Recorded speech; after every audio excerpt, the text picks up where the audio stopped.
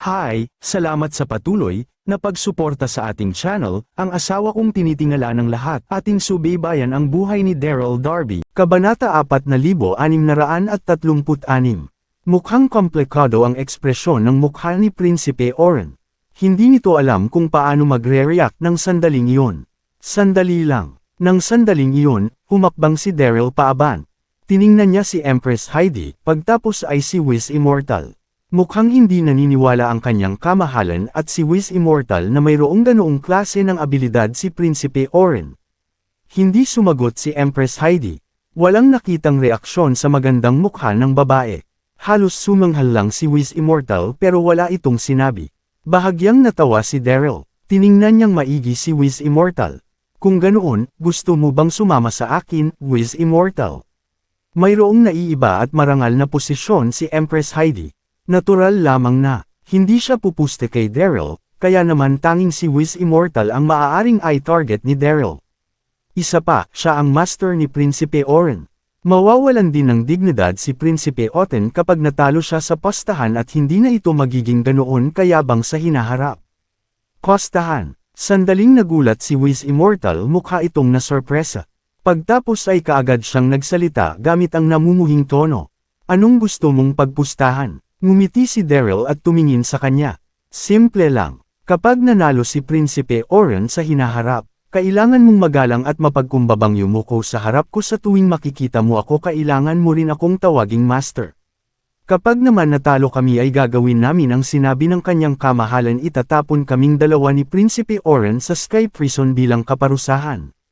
Ano sa tingin mo? Napuno ng panlilin lang ang mga mata ni Daryl. Sobrang bastos at yabang ni Wiz Immortal. Kailangan niyang turuan ng leksyon ang lalaki. Ang kapal ng mukha mo. Nagbago ang ekspresyon ng mukha ni Wiz Immortal. Galit at nanginig siya. Gusto siyang tawagin ni Daryl bilang master. Ibig sabihin noon ay kailangan siyang tawaging Grandmaster ni Prinsipe Oten. Sigurado ang Barely Immortal kung paano gagamitin ang sitwasyon. Sa parehong sandali, sobrang nagalit ang nasa hindi kalayuan si Prinsipe Oten. Nanghihina siyang sumigaw. Napakabastos. Sino ka sa tingin mo para sabihin sa aking master na tawagin ka bilang master? Kapag tinawag ng kanyang master si Daryl bilang master, hindi ba't naghulog ang kailangan niya itong tawaging grandmaster? Hindi man lang tumingin si Daryl kay Prinsipe Oten. Bahagya itong natawa at nagsalita. Kalimutan mo na kung makikipagpustahan ka sa akin. Akala ko'y isang mahusay na tao si Wiz Immortal. Napakatapang. Sekretong inobserbahan ni Daryl ang ekspresyon ni Wiz Immortal nang sabihin niya iyon. Sinubukan niyang pilitin si Wiz Immortal. Okay, isang sikat na anyo si Wiz Immortal sa Godly Region. Hindi pa siya kinutya ng ganoon dati. Sa puntong iyon, nagkistos siya ng ngipin at tumango. Tatanggapin ko ang hamon. Hindi ito naniwalang magagawa ni Prinsipe Oten ang bagay na hindi kayang gawin ni Prinsipe Oten. Okay, medyo natawa si Daryl. Tumango ito. Kaagad niyang kinausap si Prinsipe Oren.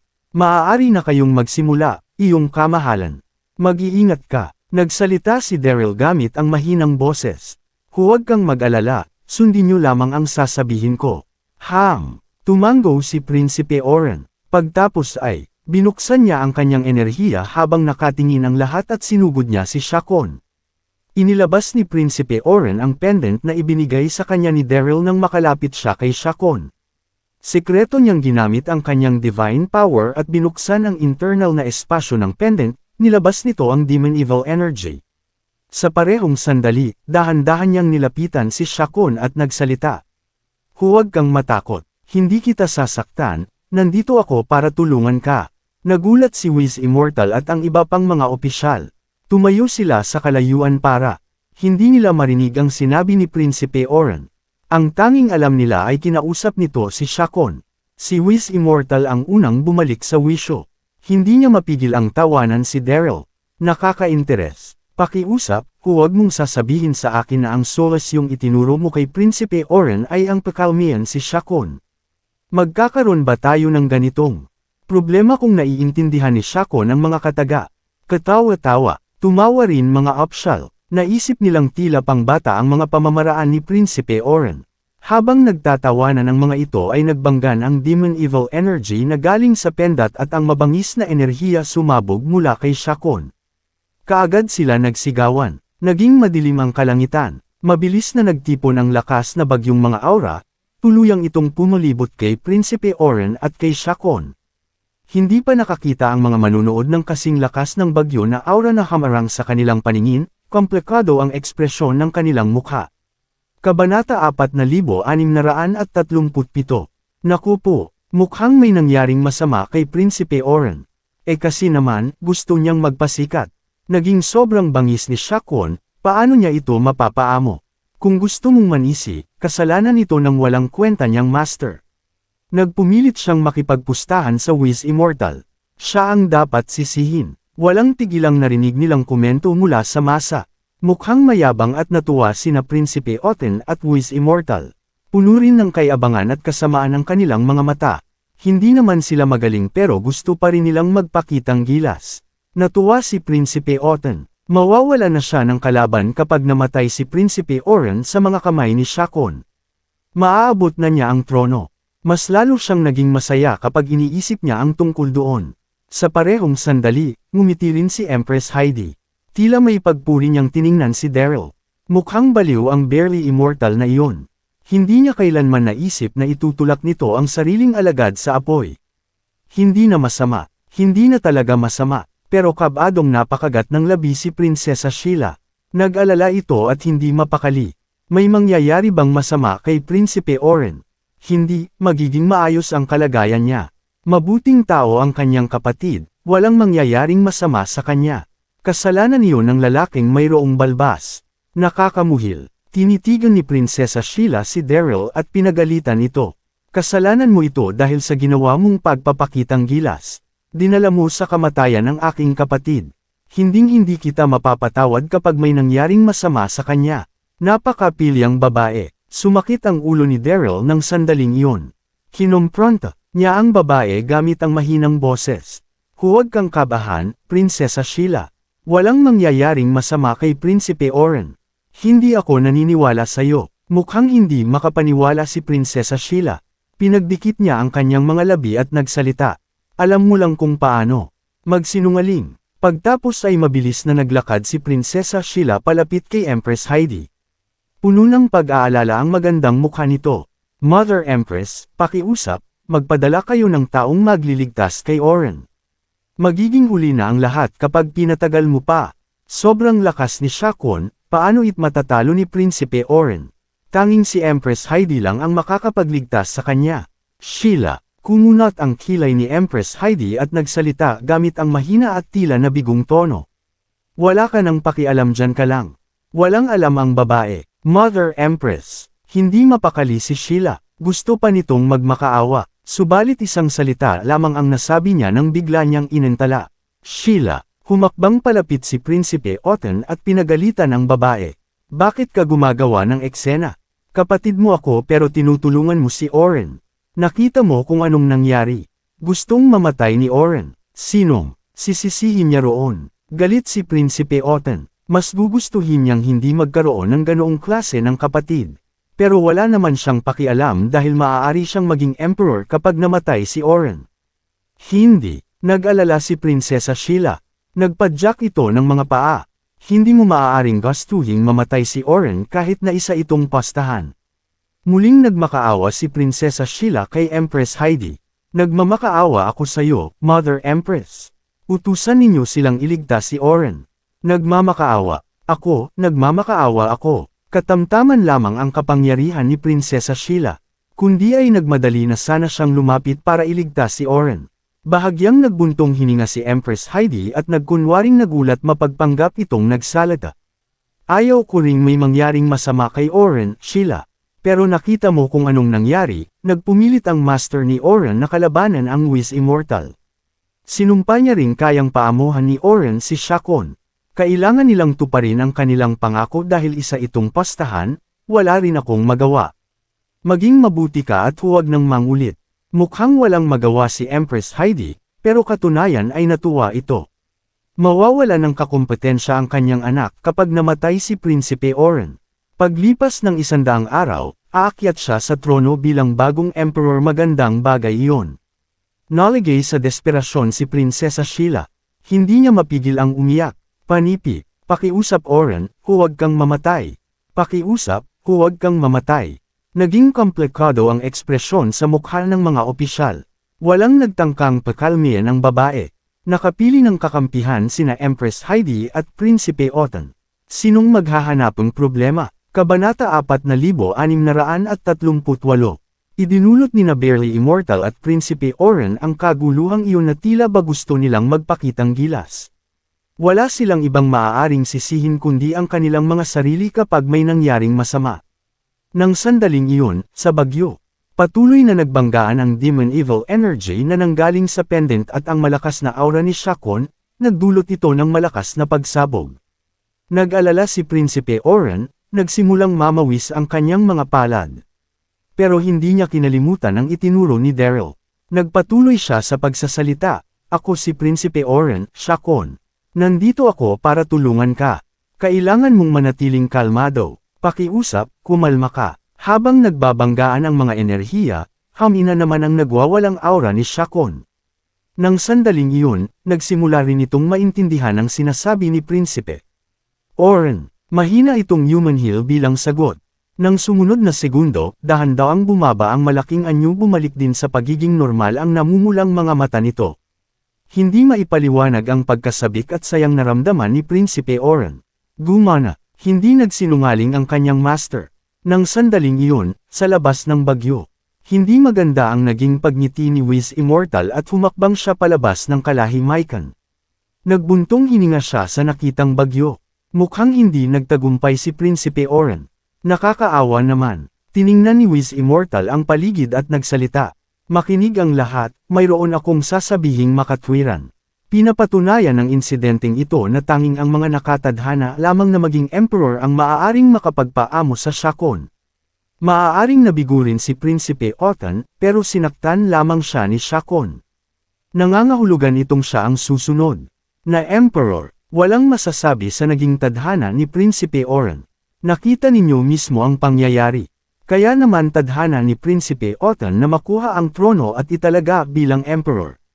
Lumuhad si Wiz Immortal sa harap ni Prinsipe Otton. Magalang itong nagsalita. Nagbibigay pagbati ang Wiz Immortal sa kanyang kamahalan.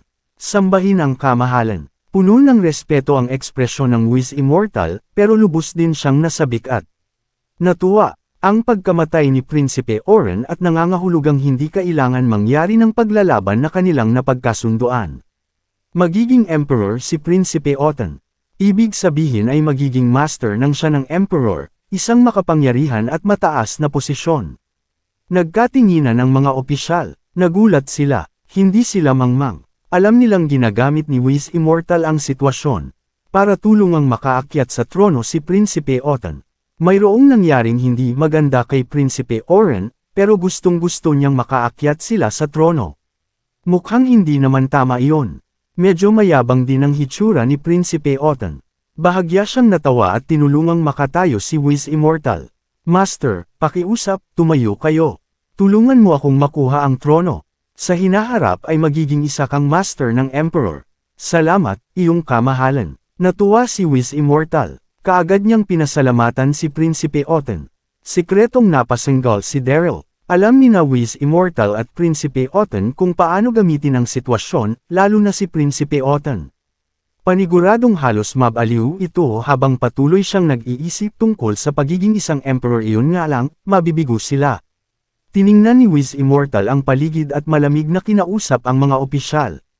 "Ano pang hinihintay ninyo? Bakit hindi kayo nagbibigay ng pagbati sa emperor?"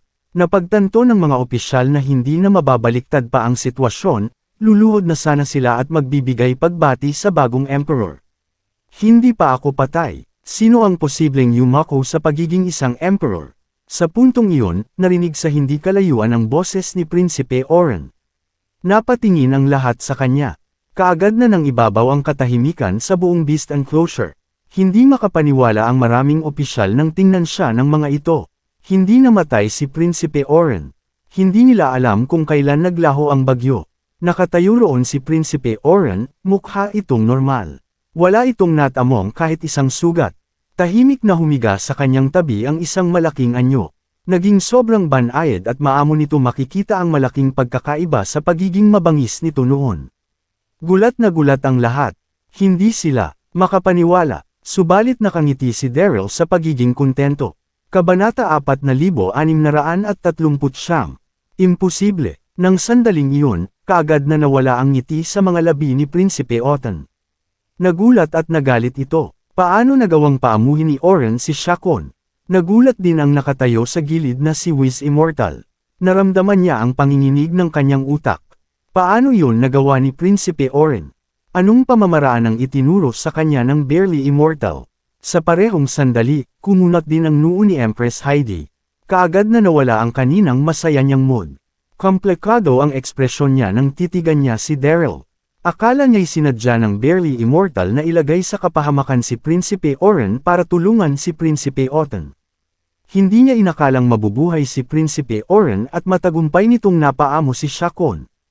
Oren, bumalik sa wisyo si Prinsesa Sheila. Masaya siyang tumakbo palapit at niyakap ang mga braso ni Prinsipe Oren. Sabi ko na, alam kong magiging ligtas ka. Salamat naman, piluwang babae. Paano ako mamamatay ng ganoon kabilis? Ngumiti si Prinsipe Oren. Tinapik ang ulo ni Prinsesa Sheila at matuwang tumingin dito. Pagtapos ay mabilis na lumapit si Prinsipe Oren kay Daryl at yumuko sa harap nito. Sumigaw ang lalaki. Maraming salamat sa lahat ng tinuro ninyo sa akin, Master.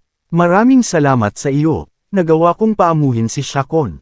Tumingin ang lahat kay Daryl, mukhang kalmado si Daryl. Whis Immortal. Dahan-daang naglakad si Prinsipe Oren palapit at malamig na nagsalita. Hindi pa nga ako nakakabalik pero yumuko ka at tinawag mong Emperor ang isang tao. Hindi ba't labag iyon sa patakaran? Puno pa rin ng autoridad ang boses ni Prinsipe Oren kahit na hindi ito malakas. Ako, namula ang mukha ni Whis Immortal. Hindi maipaliwanag ang pagka-awkward na kanyang naramdaman, hindi niya alam kung anong dapat niyang sabihin. Inakala ni Whis Immortal na mabilis mapapaamo ni Prinsipe Oren si Shakon. Natawa at nagsalita si Daryl. Whis Immortal, ikaw ang nagsabi ngayon lang, na ang tanging mga nakatadhanang maging isang emperor ang may kakayahang mapaamo si Shakon. Nakita ng lahat ang nangyari. At dahil gusto mong ay anunsyo kung sino na ang bagong emperor ngayong araw, bakit hindi ka lumapit dito at yumuko sa bago mong emperor? Nakangiti si Daryl nang sabihin niya iyon, pero puno ng panlilin lang ang kanyang mga mata. Nako naman, gustong makaisa ng Whis Immortal, tama, tingnan natin kung paano mo ito lulusutan. Tumango ang mga opisyal bilang pagsang-ayon. May kabuluhan. Tama, iyon nga ang sinabi ni Whis Immortal ngayon lang. Na tanging ang mga itinakdang maging emperor lamang ang makakapagpaamo kay Shakon. At dahil napaamo ito ni Prinsipe Oren, may karapatan siya para maging isang emperor. Tama iyon. Patuloy ang pagdating ng mga komento. Halos maluha si Whis Immortal, sobra ang kahihiyan niya, gusto niyang maghukay ng butas at magtago roon. Hindi niya naisip na ang biglaan niyang ideyang pagtulong kay Prinsipe Otton na makuha ang trono ay babalik sa kanya ng mabilis. Sa parehong sandali, dumilim ang ekspresyon ng mukha ni na Empress Heidi at Prinsipe Otton. Noong una ay nasa kanila pa ang pabor ng mga tao. Hindi nila inakalang babaliktad ng ganoon ang pangyayari. Whis Immortal, ngumiti at nagsalita si Daryl. Ang yabang mo kani-kanina lang. Bakit hindi ka nagsasalita ngayon? Halika't bumati sa kanyang kamahalan, ngayon na. Ano pang tinatayo mo riyan? Kasi, bahagyang bamuka ang bibig ni Whis Immortal. Gusto niyang sumagot, pero nagawa lamang niyang bamulong bago walang masabi. Pagtapos ay mabilis na lumapit si Prinsipe Otton at yumanggal kay Daryl. Barely Immortal, huwag kayong maraming hinihiling. Magsisimula pa lamang ang kompetisyon laban kay Oren paglipas ng 100 na araw. Paano mo ay aanunsyo ang bagong emperor ngayon? Nakaka-interes. Bahagyang natawa si Daryl, walang atubili itong tumanggi. Ginawa ninyo ang parehong bagay ngayon lang, pero pinagbabawalan ninyo ang ibang gawin din iyon. Sa tingin mo ba'y patas iyon? Nagbago ang ekspresyon ng mukha ni Prinsipe Otton nang marinig niya ang mga pag-angal ni Daryl. Gusto niyang sumagot pero hindi niya alam kung anong dapat sabihin. Enough! Hindi magagawang manood ni Empress Heidi. Nagsalita ito. Nagtagumpay si Oren sa pagpapaamo kay Shakon. Swerte ang Godly Region sa naging pangyayari. Magho-host ako ng pagdiriwang sa palasyo mamayang gabi. Maghiwa-hiwalay na tayo ngayon. Kabanata 4640. Hindi man lang tiningnan ni Empress Heidi si Daryl pagkatapos niya iyong sabihin. Kahit na nagtagumpay si Prinsipe Oren sa pagpapaamo kay Shakon, imposibleng mapaamin ang lahat na siya na ang bagong emperor. Pero matalino si Empress Heidi. Banayad niyang pinadaanan ang paksa sabay iniba ito. Mas matalino si Daryl. Kaagad na sumanghal si Daryl nang makita niyang hindi kayang banggitin ni Empress Heidi ang tungkol sa pastahan. Hindi siya nag-react kahit na medyo hindi siya masaya. Sa parehong sandali, nagkatinginan ang mga opisyal. Hindi sila nagtangkang magbigay ng komento. Pagtapos ay paalis na sila ng Beast Enclosure. Sandali, pero sa puntong iyon, humakbang ng isang beses si Prinsipe Oren at nagsalita. Mother, mukhang may nakalimutan kayol. Ano iyon? Markang paiwakumunat ang noo ni Empress Heidi at nagkunwaring hindi alam ang tinutukoy nito. Nagbuntong hininga si Prinsipe Oren at tiningnang maigi si Whis Immortal. Whis Immortal, nakipagpastahan ka sa aking master ngayon lang. Huwag mong sasabihin sa aking nakalimutan mo na ang tungkol doon. Napagkasunduan natin kapag mapaamo ko si Shakon ay magalang kang yuyuko sa harap niya tatawagan siyang master sa tuwing makikita mo siya. So, binabawi na ba ng kilala sa buong Godly Region na si Whis Immortal ang kanyang mga salita? Sinulyapan ni Prinsipe Oren si Prinsipe Oten. Mukha itong kalmado pero kita ang determinasyon sa kanyang mga mata. Kasi, namula ang mukha ng Whis Immortal. Nauutol siya roon habang nakatayo, hindi makapagsalita. Naguluhan siya. Anong dapat niyang gawin? Nakipagpustahan siya sa master ni Prinsipe Oren. Kailangan niyang tawaging master ang barely immortal kapag napaamo ni Prinsipe Oren si Shakon. Akala ni Whis Immortal ay nagyayabang lamang ang mga ito. Hindi niya inakalang gagawin iyon ni Prinsipe Oren. Subalit siya ang sikat na si Whis Immortal. Kung tatawagan niyang master ang barely immortal, magiging sobrang kaiyahiya ito sa kanya. Sa parehong sandali, galit si Prinsipe Oten. Tinuro niya si Prinsipe Oren at sumigaw. Huwag kang magsimula ng gulo, Oren. Paano siya tatawaging master ng aking master? Sa parehong sandali, hindi nakalimutan ni Oten na nakakamuhing tingnan si Daryl. Hindi galit si Oren. Ngumiti at nagsalita ito. Hindi ako nagsisimula ng gulo, Oten. Nasaksihan ng lahat ang pastahan. Sigurado akong nakita ng lahat ang resulta. Wala akong magagawa kapag binawi mo ang mga pangako mo. Panipi, ikaw galit na galit si Prinsipe Oten at nawalan ito ng sasabihin. Nanatiling nakatayo roon ang mga opisyal. Nasabik silang panoorin ang pagbukas ng eksena. Sa parehong sandali, sikreto nilang pinuri si Prinsipe Oren sa pagiging matapang nito. Nakuha ni Prinsipe Oten ang suporta ni Empress, pero walang kapangyarihang ganoon si Prinsipe Oren. Subalit nagtangka pa rin siyang makipagbanggaan kay Prinsipe Oten. Bihira ang harapang katapangang ipinakita niya. Tahimik ang nakatayo roong si Empress Heidi. Blanco ang maganda nitong mukha, pero nagalit ito. Masyadong naging matapang si Prinsipe Oren. Sinabi na ng babae na mag-move on na sa insidente mula sa araw na iyon, pero binanggit niya pa rin ang tungkol doon. Tila ba hindi niya ito nirespeto, ang kanyang ina. Subalit walang mali sa kanyang mga sinabi. Okay, piniling sumuko ng Whis Immortal naglakad siya palapit kay Daryl nagkiskas ng ngipin at nagsalita gamit ang mahinang boses. Master, yumuko ang Whis Immortal nang sabihin nito ang salita. Sobrang hina ng boses nito. Puno ng galit, pagkapahiya, at sama ng loob ang kanyang puso. Sobra siyang nagdalawang isip na tawaging master si Daryl, pero wala siyang magagawa. Nasaksihan ng lahat ng pastahan. Hindi niya magagawang mabuhay sa Godly Region dahil sa kahihiyan kapag hindi niya tinupad ang kanyang pangako. Bahagyang tumawa si Daryl at kumunat ang kanyang kilay. Nagsalita ito. Anong tinawag mo sa akin, Whis Immortal? Bingi ba ako o masyadong mahina ang boses mo? Wala akong narinig. Kailangang baliin ni Daryl ang pride at kay-abangan ni Whis Immortal. Nako naman, nagbago ang ekspresyon ng mukha ni Whis Immortal. Pero nagkiskas pa rin siya ng ngipin at sumigaw. Master, sa parehong sandali, sikreto siyang napamura na kung makahanap siya ng tiyansa ay sisiguraduhin niyang hindi ipapanganak ang barely immortal. 2. B. Continued.